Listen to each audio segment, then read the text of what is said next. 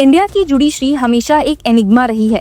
एक तरफ आम लोगों के लिए वो ultimate protector of rights and constitution का गार्डियन है, तो दूसरी तरफ उनके अंदर चलने वाले प्रोसेसेस और पावर गेम्स हमेशा सीक्रेसी और कंट्रोवर्सी से घिरे रहे हैं। सुप्रीम कोर्ट के 75 इयर्स के सफर पर लिखी गई किताब incomplete justice, the Supreme court at 75 critical reflections इस बात को एक नए पर्सपेक्टिव से सामने रखती है। इस कंपाइलेशन को एडिट किया है फॉर्मर चीफ जस्टिस मुरलीधर ने, और इसके अंदर जस्टिस अजीत प्रकाश शाह का एक चैप्टर एक्सप्लोजिव खुलासा करता है, जिसमें वो कोलेजियम सिस्टम और जुडिशियल अपॉइंटमेंट्स पर सीधा सवाल उठाते हैं। उनका कहना है, the collegium system has altered unfortunately to the detriment of the high courts the relationships between जजेस of the high courts and the Supreme Court of India. ये लाइन सिर्फ एक एकेडमिक क्रिटिक नहीं बल्कि एक दमदार रिमाइंडर है कि जुडिशरी के अंदर खुद एक साइलेंट क्राइसिस चल रही है।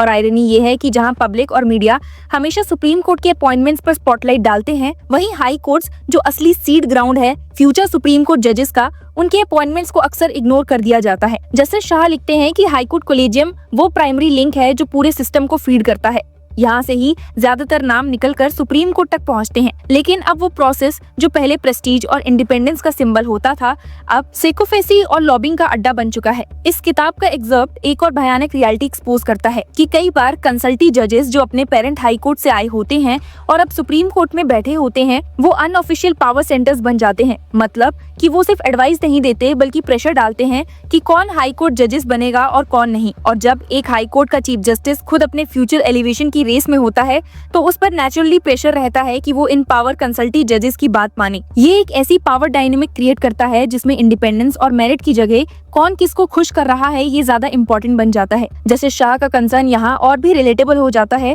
जब वो लिखते हैं that the prestige that was once associated with being a high court जज has now lost its sheen. आज के जमाने में हाई कोर्ट जजेस बनना सिर्फ एक फाइनल अचीवमेंट नहीं रहा, बल्कि एक स्टेपिंग स्टोन बन गया है सुप्रीम कोर्ट के लिए। रिजल्ट, जजेस अपने पेरेंट हाई कोर्ट से ज्यादा अपने दिल्ली लॉबिंग बनाने में इंटरेस्टेड रहते हैं, और जो कल्चर ये क्रिएट करता है उससे जुडिशरी की क्रेडिबिलिटी सीधी तरह से हिट होती है। ये प्रॉब्लम कोई नई नहीं है। जस्टिस रूमापाल ने भी इसी प्रॉब्लम को बोला था कि अपॉइंटमेंट्स का process one of the best kept secrets in the country है। ये सीक्रेसी जिसमें कोई ट्रांसपेरेंसी नहीं होती, एक ऐसी चादर डालती है जिसमें मेरिट, एबिलिटी और सूटेबिलिटी जैसे फैक्टर्स अक्सर इग्नोर हो जाते हैं। इंस्टेड दोस्ती, ऑब्लिगेशन या फिर एक सिंपल ट्रेड ऑफ डिसाइड करता है कि कौन जज बनेगा और कौन नहीं। जस्टिस शाह कहते हैं, having any selection criteria for identifying and appointing जजेस has no meaning in this entire process. और ये एक डैमनिंग इंडिक्टमेंट है, क्योंकि जुडिशरी ही वो इंस्टीट्यूशन है जो हमेशा गवर्नमेंट को अकाउंटेबिलिटी और ट्रांसपेरेंसी के लिए कोशिश करता है, लेकिन अपने घर में ही वही स्टैंडर्ड सप्लाई नहीं करता।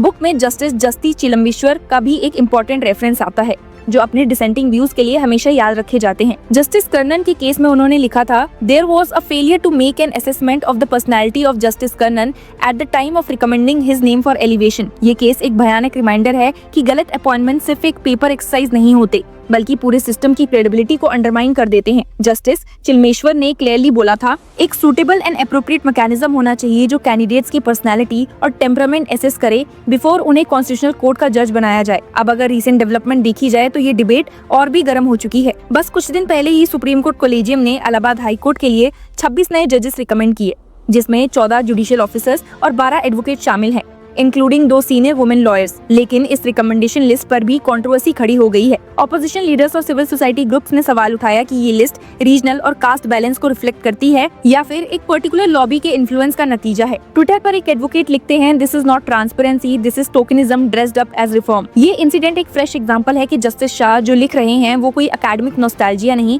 बल्कि एक लिविंग रियलिटी है जो जुडिशरी के अंदर अभी भी चल रही है। और बात यहाँ इग्नोर नहीं की जा सकती कि कोलेजियम सिस्टम खुद एक पैराडॉक्स है। जब 2015 में सुप्रीम कोर्ट ने 99th कॉन्स्टिट्यूशनल अमेंडमेंट और NJAC यानी कि national judicial appointments commission act को स्ट्राइक डाउन किया, तब जुडिशरी ने अपने आप को एक इंडिपेंडेंट कॉन्स्टिट्यूशनल गार्डियन के रूप में प्रोजेक्ट किया। लेकिन उस समय भी जस्टिस चिलमेश्वर ने डिसेंट लिखते हुए कहा था कि NJAC एक बेटर मॉडल होता, क्योंकि कोलेजियम में अकाउंटेबिलिटी जीरो है। आयरनी ये है कि आज 2025 में भी वही बात फिर से इको हो रही है कि कोलेजियम अपने ओपेक नेचर की वजह से जुडिशरी की लेजिटिमेसी खुद अंडरमाइन कर रहा है। इस बुक के एग्जर्प्ट का एक और पॉइंटेंट पॉइंट है कि कॉन्स्टिट्यूएंट असेंबली के मेंबर्स का असली विजन क्या था। वो चाहते थे कि जजेस का अपॉइंटमेंट इम्पार्शियल और एपॉलिटिकल हो, ताकि जुडिशरी को एक अनटच्ड बाय पॉलिटिक्स स्टैचर मिल सके। लेकिन जो कोलेजियम सिस्टम इवॉल्व हुआ उसने प्रैक्टिकली इस ड्रीम को थ्रो टू द विंड कर दिया। आज जुडिशियल पॉलिटिक्स एक रियलिटी है जिसमें अलायंस, ग्रुपिंग और पर्सनल लॉयल्टीज ज्यादा काम करते हैं, ना कि ऑब्जेक्टिव मेरिट। आज के कंटेक्स्ट में ये डिबेट और भी सेंसिटिव हो जाती है क्योंकि पार्लियामेंट में भी अभी एक प्राइवेट मेंबर्स बिल इंट्रोड्यूस हुआ है जो एक जुडिशियल अपॉइंटमेंट्स कमीशन 2.0 की डिमांड करता है। इसमें एग्जीक्यूटिव और जुडिशरी दोनों को पार्टिसिपेशन होगा। लेकिन क्वेश्चन ये है कि क्या जुडिशरी अपने मोनोपोली को छोड़कर एक ट्रांसपेरेंट और डेमोक्रेटिक सिस्टम एक्सेप्ट करेगी या फिर वो इसे अपनी इंडिपेंडेंस पर एक अटैक समझकर फिर से रेजिस्ट करेगी जैसा पहले किया था। पब्लिक परसेप्शन भी अब चेंज हो रहा है। पहले जब कोलेजियम सीक्रेसी की बातें होती थी तो लोग कंफ्यूज हो जाते थे, लेकिन अब हर बात पर कंट्रोवर्सी, चाहे वो इलाहाबाद हाई कोर्ट के 26 नाम को रिकमेंड करना हो या फिर गुजरात हाई कोर्ट के एक एडवोकेट टर्न जज अपॉइंटमेंट पर उठते सवाल, लोग ओपनली डिस्कस कर रहे हैं। सोशल मीडिया पे एक कॉमन फ्रेज वायरल हुआ है, जजेस are chosen like royalty not like public servants. ये सेंटिमेंट डेंजरस भी है क्योंकि अगर लोग जुडिशरी को एलीट क्लब समझने लग जाएंगे तो उसकी जजमेंट्स और लेजिटिमेसी पर भी सवाल उठेंगे। जस्टिस शाह का चैप्टर बेसिकली एक वेकअप कॉल है। वो कह रहे हैं कि अगर जुडिशरी को अपना प्रेस्टीज और क्रेडिबिलिटी बचाना है तो उसे अपने अपॉइंटमेंट्स प्रोसेस को रीथिंक करना होगा। सिर्फ इंटरनल लॉबिंग और सीक्रेसी से जुडिशरी अपनी मॉरल हाई ग्राउंड को खो देगी। अगर ऐसा हुआ तो वही इंस्टीट्यूशन जो हमेशा गवर्नमेंट को अकाउंटेबिलिटी और ट्रांसपेरेंसी सिखाता था खुद एक ओपेक और एलिटिस्ट इंस्टीट्यूट बन जाएगा। यहाँ एक और एंगल ऐड करना जरूरी है और वो है जेंडर और डाइवर्सिटी का। कोलेजियम की लिस्ट अक्सर मेल डोमिनेटेड होती है और वुमेन जजेस का रिप्रेजेंटेशन बहुत कम है।